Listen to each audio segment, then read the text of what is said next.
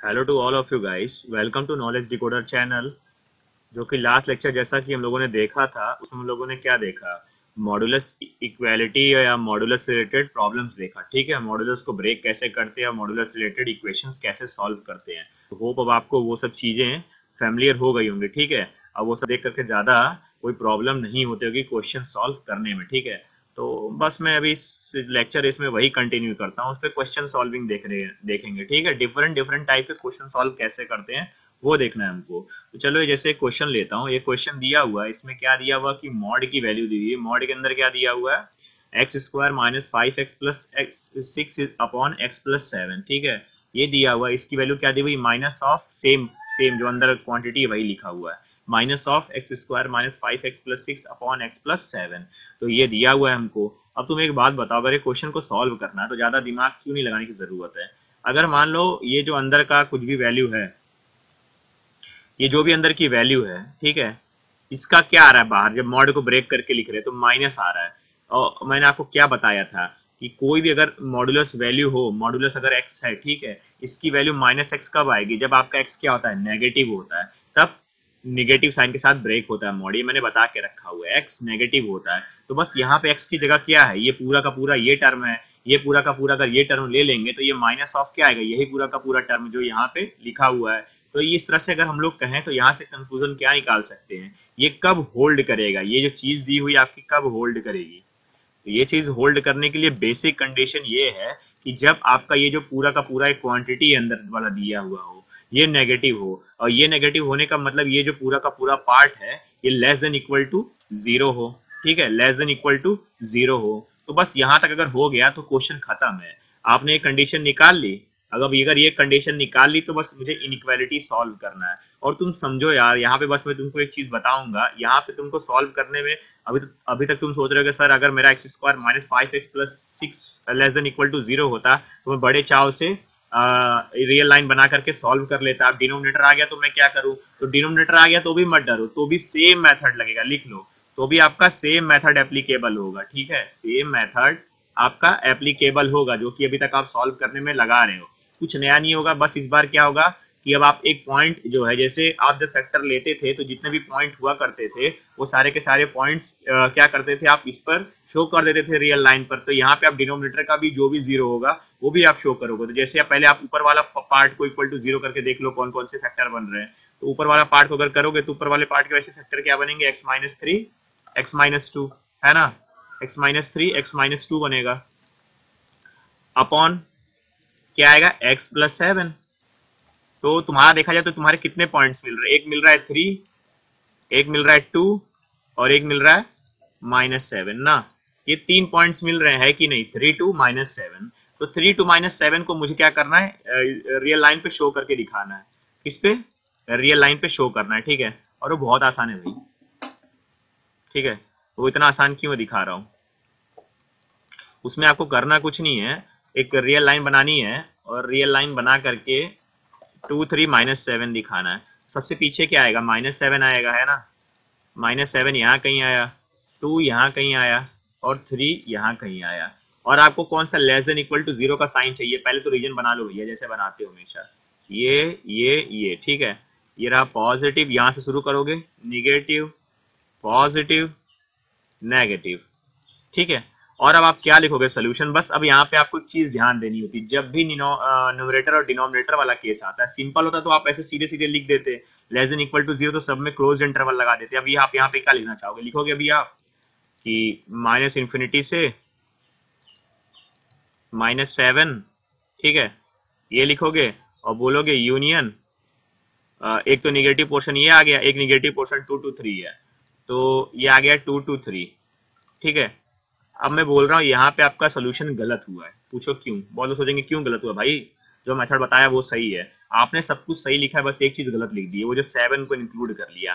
कहो सेवन को क्यों नहीं इंक्लूड करना चाहिए, अगर यहाँ पे आपने सॉरी माइनस सेवन को क्यों नहीं इंक्लूड करना चाहिए, अगर आपने माइनस सेवन को आंसर में इंक्लूड कर लिया तो यहाँ पे आपका डिनोमीटर वाला पार्ट क्या बन जाएगा, जीरो बन जाएगा। तो आपकी जो पूरी की पूरी जो ये पार्ट दिया हुआ, जो भी दिया हुआ, ये अनडिफाइंड हो जाएगा, क्या हो जाएगा, अनडिफाइंड या इनफाइनाइट हो जाएगा, अनडिफाइंड हो जाएगा, है कि नहीं, अनडिफाइंड हो जाएगा। ठीक है, तो कभी भी हमको ऐसा नहीं करना है, जो वो आंसर इंक्लूड नहीं करना है, मतलब पूरा मेथड सेम लेके जाना है। तुम एक बात समझो, जो आपका पुराना मेथड था वही पूरा मेथड सेम लेके जाना है, और आपको बस लास्ट में फाइनली आपको वो पॉइंट्स एक्सक्लूड कर देने हैं। कौन से पॉइंट? मतलब वो पॉइंट को आंसर में नहीं लेना है, ठीक है।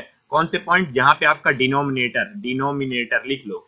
डिनोमिनेटर माने वो जो आपका क्या बोलते हो, हर वाला पार्ट, अनुसार होता है ना, तो नीचे वाला पार्ट जो डिनोमिनेटर है, जहां पे भी आपके डिनोमिनेटर 0 होते हैं, ठीक है। जैसे यहाँ पे -7 पे 0 हो रहा है, x + 7 0 कहाँ हो रहा है? -7 पे। तो -7 आंसर में इंक्लूड नहीं होगा। मतलब पहले तुम पूरे मॉस से आंसर लिख लो, और लास्ट में जो वाला -7 जो होगा इसको आंसर से बाहर निकाल दो। तो अगर -7 को आंसर से बाहर निकालना होगा तो क्या करोगे आप? ये जो आपका क्लोज इंटरवल है यहाँ पे क्या करोगे आप? ओपन लगा दोगे। तो वैसे भी -7 इंक्लूड नहीं होगा आंसर में, बाकी सब सेम का सेम रहेगा। तो ये ध्यान रखना है कि जब भी हम लोग इस तरह के क्वेश्चन करेंगे तो पुराने मेथड से ही करेंगे। किसी भी अगर न्यूमरेटर बाय डिनोमिनेटर वाला पार्ट दिया हुआ है, इस तरह से अगर इनइक्वालिटी सॉल्व करनी है, तो भी हम लोग क्या करेंगे, सबके 0 को पहले हम लोग रियल लाइन पे लिखेंगे, फिर पॉजिटिव निगेटिव रीजन के अकॉर्डिंग हम लोग सोल्यूशन सेट लिख देंगे।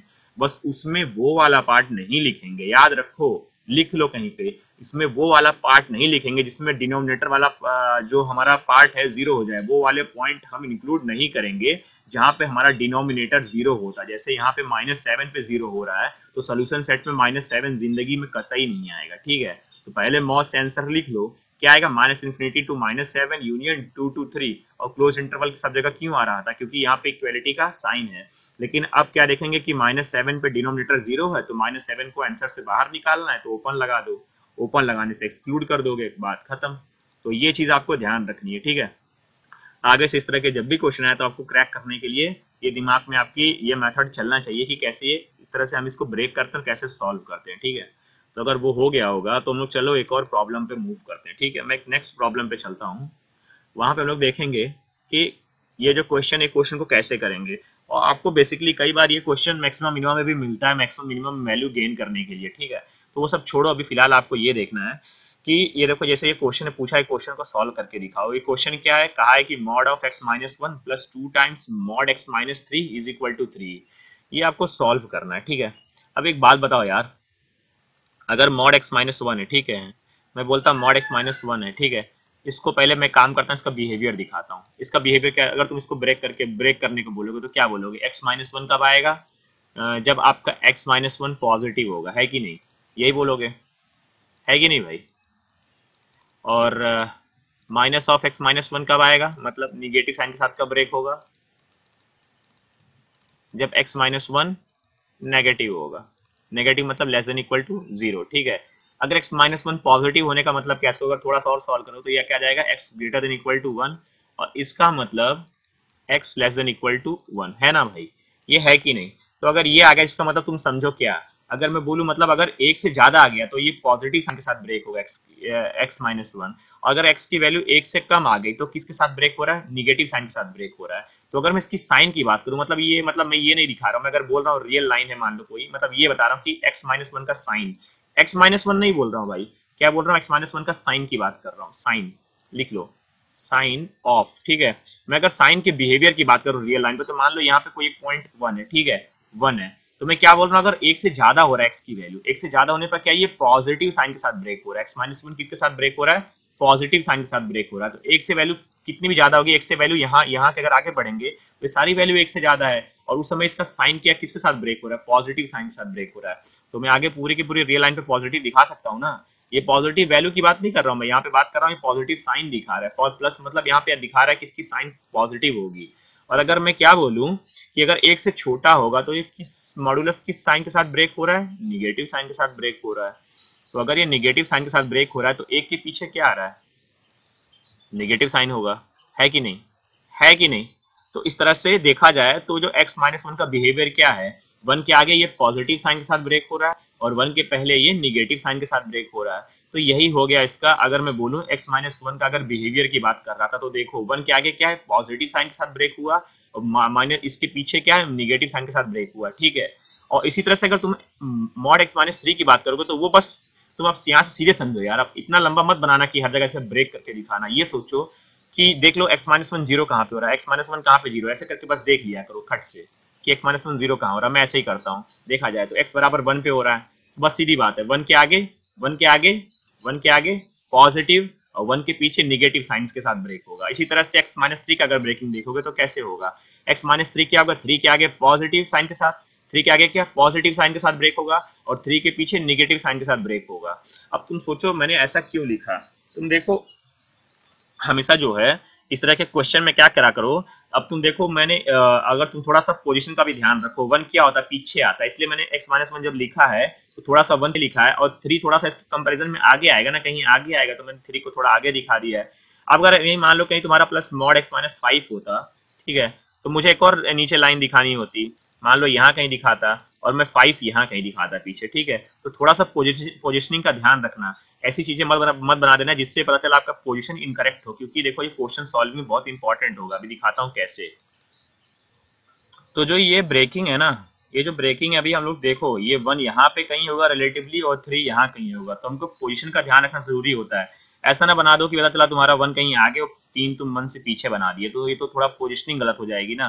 तो बस ये ध्यान रखो, इसलिए मैंने क्या बोला, पहले मैंने x-1 बनाया, क्यों, क्योंकि 1 अगर यहाँ कहीं होगा, फिर मैंने x-3 को आगे बनाया, क्यों, क्योंकि 3 कहीं आगे होगा, ठीक है। अगर x-5 था तुम्हारा कहीं पे, तो x-5 में तुम क्या करते, 5 को और आगे दिखाते।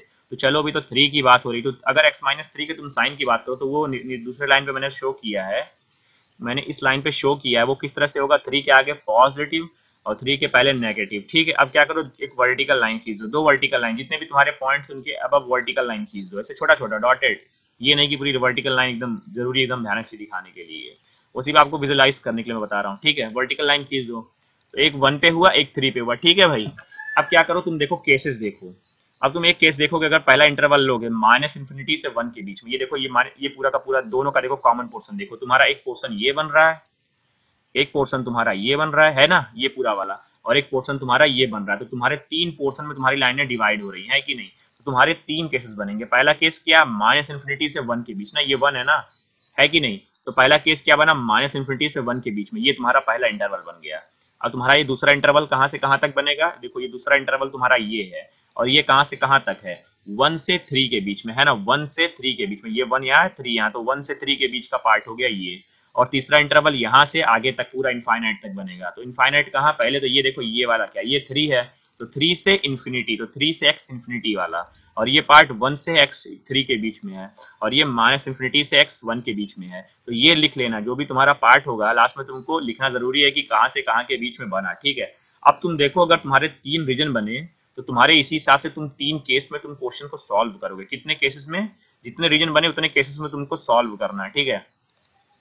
जैसे भैया मैंने ये पहला केस लिया, ठीक है, कि मैंने क्या बोला कि -इंफिनिटी से x 1 की ओर जा रहा है, ठीक है। अगर मैं बोलूँ -इंफिनिटी से x 1 की ओर जा रहा है, ठीक है, -इंफिनिटी से x 1 की ओर जा रहा है, तो उस केस में क्या है, तुम्हारा x-1 का भी साइन नेगेटिव है और x-3 का भी साइन नेगेटिव है। मतलब ये दोनों नेगेटिव साइन के साथ क्या होगा, ब्रेक होगा -इंफिनिटी से 1 के बीच में। तो मैंने क्या लिखा, केस 1 कब, जब -इंफिनिटी से x 1 के बीच में है कि नहीं, पहला केस। और पहले केस में क्या है, ये भी नेगेटिव साइन के साथ ब्रेक होगा और ये भी नेगेटिव साइन के साथ ब्रेक होगा। तो देखो पहले इक्वेशन क्या दी थी, उस दोनों को, जो भी इक्वेशन दी हुई है, दोनों को नेगेटिव साइन के साथ ब्रेक कर दो। तो ये भी नेगेटिव साइन के साथ ब्रेक करो, तो ये बना -x-1, और इसको नेगेटिव साइन के साथ अगर ब्रेक किया तो ये क्या बनेगा, -2x-3 इज इक्वल टू 3, ठीक है। ये तुम्हारा पूरा का पूरा पार्ट आ गया, ओके।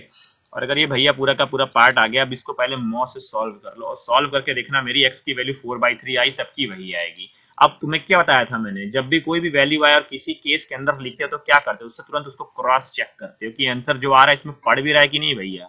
तो तुम्हारा आंसर क्या है, 4/3, और ये 4/3 क्या -इंफिनिटी से 1 के बीच पढ़ रहा है, तुम सोचो एक बार, पढ़ रहा है कि नहीं पढ़ रहा है। 4/3 की वैल्यू पता कितनी होती है, नियरली 1.33 करके होती है ना, लगभग 1.33, और तुम्हारी वैल्यू x की कहाँ से कहाँ के बीच में, -इंफिनिटी से 1 के बीच में, तो 1.33 तो बाहर हो गया भाई। क्योंकि अगर तुम ऐसे भी देखो तो 1 कहीं यहाँ कहीं है, -इंफिनिटी तुम्हारा यहाँ कहीं है, तो तुम्हारा इंटरवल ये यहाँ से यहाँ जा रहा है, और 1.33 यहाँ कहीं बाहर पड़ रहा है भाई। तो 1.33 अगर बाहर पड़ रहा है तो ये आंसर होगा ही नहीं 4/3, तो ये आंसर सेटिस्फाई नहीं करेगा, तो ये तुम्हारा आंसर 4/3 नहीं होगा। तो तुम्हारा केस 1 में कोई आंसर नहीं आया, तुमको कुछ केस में आंसर नहीं मिला। तो चलो भाई, अगर केस 1 में आंसर नहीं आया तो कोई बात नहीं, ठीक है, देखते हैं, नहीं आया तो अच्छी बात है। अब केस 2 में देखें, अगर आया तो आया, नहीं आया तो कोई बात नहीं। तो तुम्हारा 4/3 तो आंसर नहीं होगा, ठीक है। तो केस 1 भूल जाओ। अब मैं देखो तुमको बता रहा हूँ केस 2। केस 2 में क्या है, 1 से x 3 के बीच में, और उस केस में क्या है, x-1 पॉजिटिव साइन के साथ ब्रेक हो रहा है, तो पॉजिटिव साइन के साथ अगर ब्रेक होगा तो x-1 को पॉजिटिव साइन के साथ ब्रेक करो तो क्या बनेगा x-1 है ना। और x-3 क्या है, निगेटिव साइन के साथ ब्रेक हो रहा है, निगेटिव साइन के साथ ब्रेक होने का मतलब -2x-3 -2x-3 ठीक है, और इज इक्वल टू 3। अब एक काम करो, इसको सॉल्व करो, और केस किसके अंदर है ये देख लो पहले, जिससे क्रॉस चेक करना है। केस तुम्हारा इसके अंदर है 1 से जब x3 के बीच पड़ रहा है, इसके बाहर का केस नहीं है। जो भी तुम्हारा x की वैल्यू मिलेगी, x की जो भी वैल्यू इसके थ्रू मिलेगी उसको इससे क्रॉस चेक कराना है।